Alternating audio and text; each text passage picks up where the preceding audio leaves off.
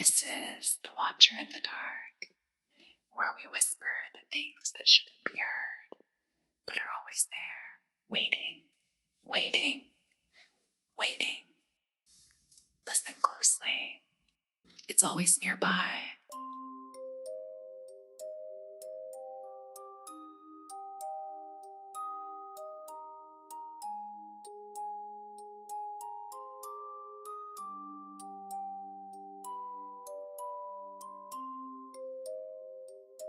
In this series of whispered confessional tapes, a woman describes the nights after an encounter with a place that no longer exists and the presence that followed her home.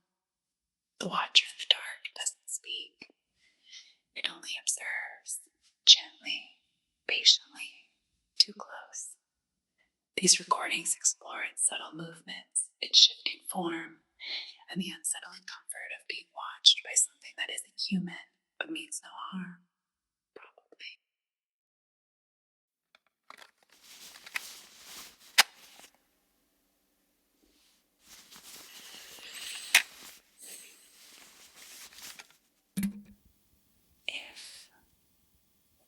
If this is recording properly, this should be entry one of the old cassettes I found in the drawer. The label said, "For when you can't sleep."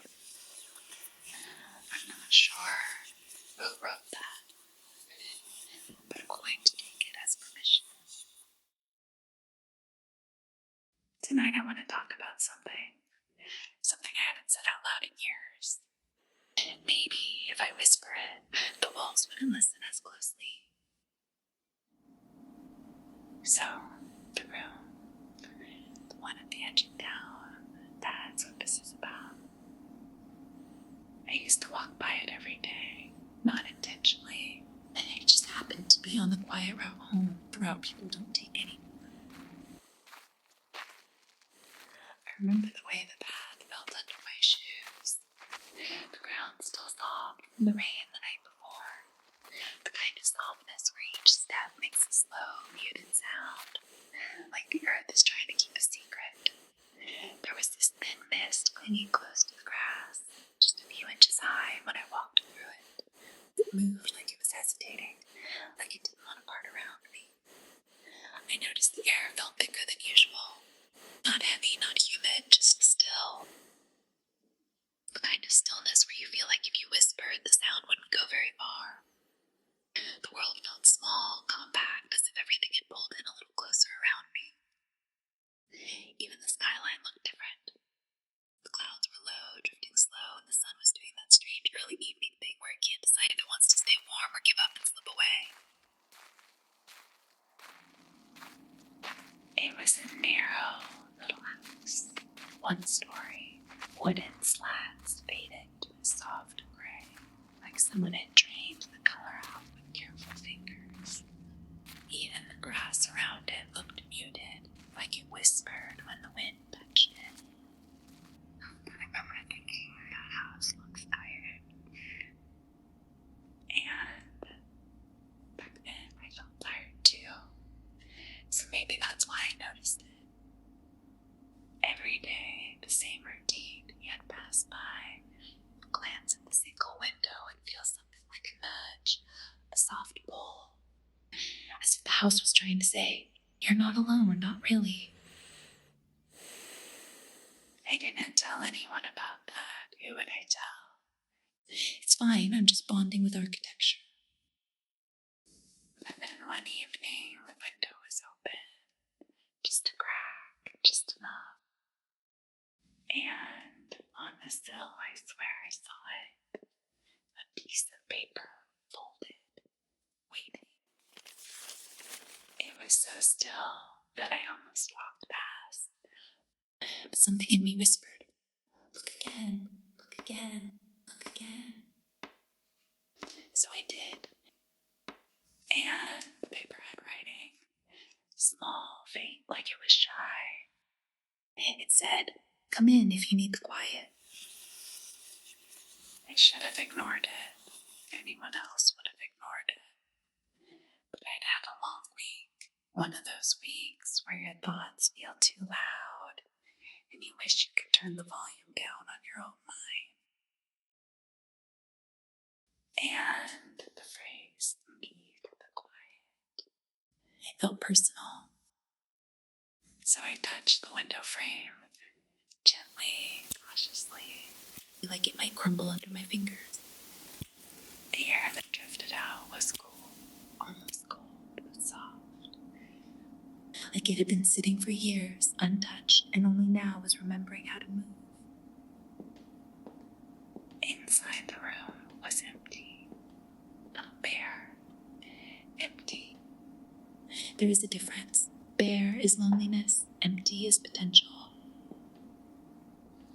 There was a chair in the corner, a simple wooden chair, smooth, worn at the edges, as if many hands had rested on it, patiently, over time.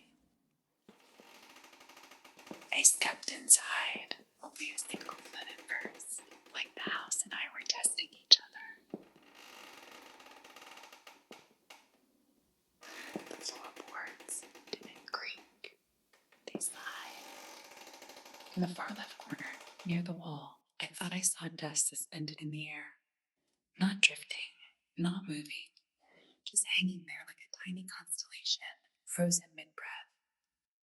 So I walked closer, slow steps, just to see if maybe it was a trick of the light. And the strangest thing happened. When I leaned in, the dust shifted away from me.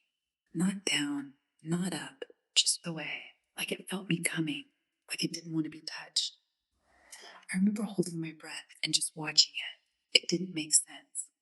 Dust doesn't behave like that. And yet, I wasn't afraid. I felt almost welcomed. There was a smell too, faint, something familiar. You know that scent you get from old blankets left in a cedar chest for years? A little woody, a little warm, a little like time itself. That's what it reminded me of. I almost reached out, like the room wanted me to. I sat in the chair. It fit me perfectly. Perfect height, perfect angle, perfect stillness. And the quiet. It was unbelievable. It wasn't silence. It was quiet. A soft, velvety calm that settled over me like a blanket. For the first time in months, my heartbeat slowed. My breathing softened. My thoughts stopped shouting. It felt like the room knew what I needed, and it gave it generously. I closed my eyes, and that's when I heard it.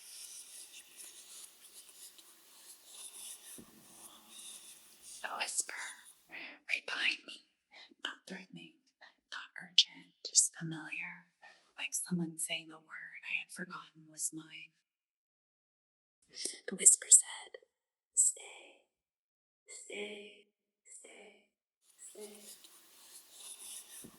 When I opened my eyes, the air shimmered, only for a moment, like dust caught in a beam of sunlight, even though there wasn't any light at all. I wasn't scared. I should have been, but I wasn't. It felt like the room wasn't asking me to stay forever, just for now, just long enough to rest. Next thing I remember, I was waking up, still in the chair, still in the quiet. The paper was gone, the window was closed, the room felt slightly warmer, like it had absorbed my presence and folded it into itself.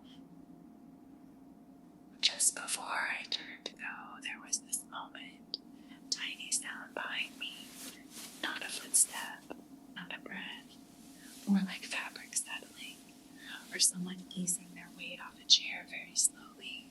I didn't see anything when I turned. Nothing moved.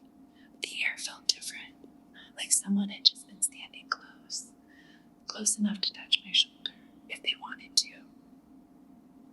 I remember whispering hello into the dark half of the room. I don't know why. It felt polite. I left gently, closed the window, thanked the house under my breath. I still don't know why. And here's the strange part. Here's the reason I am recording this. When I walked home, I felt lighter, as if the house had taken a little of the heavy weight I'd been carrying and hidden it somewhere safe. When I got home that night, I thought the whole thing was already fading, like a weird half-dream you have on the bus. But when I walked into my flat, I swear the air felt different. It had that same cedar chest smell, that warm, nostalgic, impossible scent from the room. I thought it was just my clothes carrying it. But later, when I went to make tea, the scent was still there, in the kitchen, in the hallway, even in the bathroom, like someone had walked the room slowly, familiarizing themselves. I remember standing in the dark, just listening, not frightened, just aware that I wasn't standing alone anymore. The next evening, I went back. But the house was gone. Not collapsed, not boarded up. Gone. Just the patch of pale grass, still whispering in the wind. But here's the thing. Sometimes when I can't sleep, I hear the same whisper in the dark. Come in if you need the quiet. The quiet. The quiet. The quiet. And the very last thing, part that made me start these recordings, when I finally lay down that night, half asleep, I felt the mattress shift, just a little, just enough to know that weight had settled beside me, not touching, just sharing the space, a quiet watcher in the dark, patient, present. That's when I knew the room didn't vanish. Not completely. It just changed addresses.